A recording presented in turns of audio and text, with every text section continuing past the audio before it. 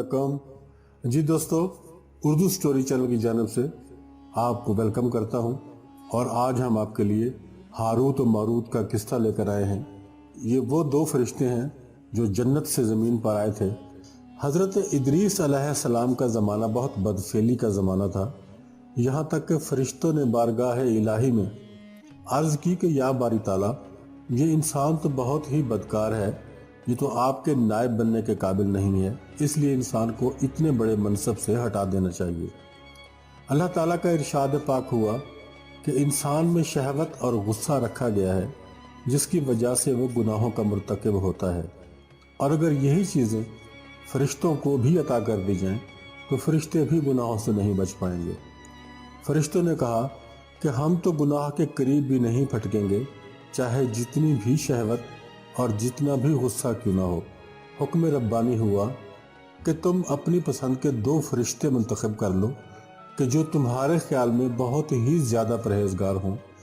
फिर उनको गुस्सा और शहवत देकर दुनिया में भेज दिया जाएगा ताकि उनकी आजमाइश की जा सके। चुनांचे हारूत और मारूत का इंतखाब किया गया।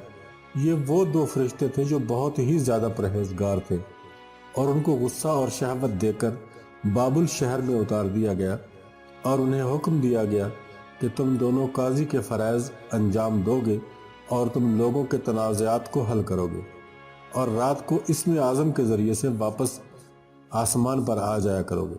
ये दोनों फरिश्ते तकरीबन 1 महीने तक आते और जाते रहे।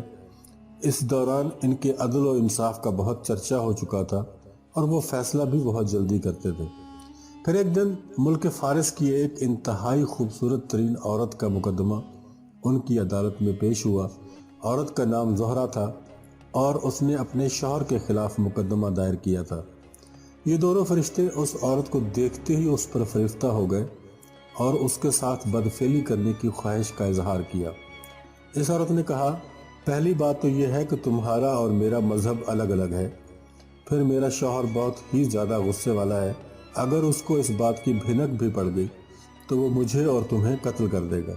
लेकिन फिर भी अगर तुम अपनी ख्वाहिश पूरी करना चाहते हो तो तुम पहले मेरे शौहर को कत्ल करोगे, फिर इस बुत को सजदा करोगे जिसकी मैं पूजा करती हूँ। इतनी सख्त शराइत सुनकर इन दोनों ने औरत को इनकार कर दिया तो वो औरत वापस चली गई। लेकिन इन दोनों के दिल में इश्क का शोला भड़क चुका था। कुछ दिन तो हारूत और मारूत ने बर्दाश्त किया, लेकिन फिर जल्द ही शहवत के आगे मजबूर होकर उन्होंने उस औरत को मुलाकात का पैगाम भिजवा दिया। वो तो शायद इन्हीं के इंतज़ार में थी और इसने फ़ौरन ही उनको बुला लिया। जब ये दोनों औरत के पास पहुँचे तो वो अपने आप को सजा संवार कर बैठी थी। खूबसूरत तो वो वैसे ही बहुत थी, लेकिन बनाव सिंगार ने सोने पे सुहागे का काम कर दिया था। इनके पहुँचते ही औरत ने उनसे कहा कि मुझे मालूम हुआ है कि तुम दोनों इस्म आज़म जानते हो, क्या ये सच है? तुम अगर अपनी ख्वाहिश मुझसे पूरी करना चाहते हो तो वो इस्म आज़म मुझे बताओ, या फिर इस बुत को सजदा करो और मेरे शौहर को भी कत्ल करो और फिर शराब भी पी लो। इतना कहकर औरत खामोश हो गई। फरिश्तों ने सोचा कि इस्म आज़म तो अल्लाह सुब्हानहू व तआला का एक मख्फी राज है, वो तो इसको किसी भी कीमत पर फाश नहीं किया जा सकता। इसी तरह बुत को सजदा करना और किसी को कत्ल करना, ये दोनों गुनाह कबीरा हैं। इसलिए उन्होंने औरत से कहा कि हम सिर्फ शराब पी लेंगे और कत्ल वगैरह हम नहीं करेंगे और ना ही बुत को सजदा करेंगे। औरत मान गई। उसने भी कुछ सोचा हुआ था। जब ये दोनों शराब पीकर बदहोश हो गए तो उस औरत ने उनसे उस बुत को सजदा भी करवा लिया और उसने अपने शौहर को भी इन दोनों के हाथ से कत्ल करवा दिया और इसमें आज़म भी उनसे मालूम करके और अपनी शक्ल बदल कर आसमान पर जा पहुंची। अल्लाह ताला ने उसकी रूह को ज़ोहरा सितारे के साथ ही मुत्तसिल कर दिया।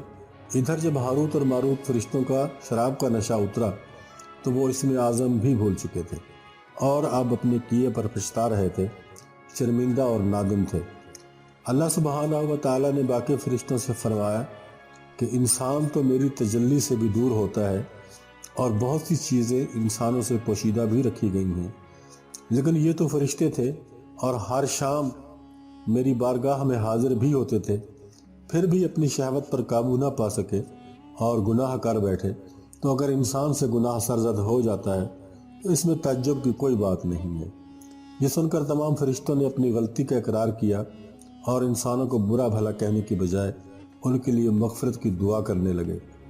اس واقعے کے بعد ہاروت اور ماروت حضرت ادریس علیہ السلام کی خدمت میں پہنچے اور اللہ تعالیٰ کے حضور معافی کی درخواست کی۔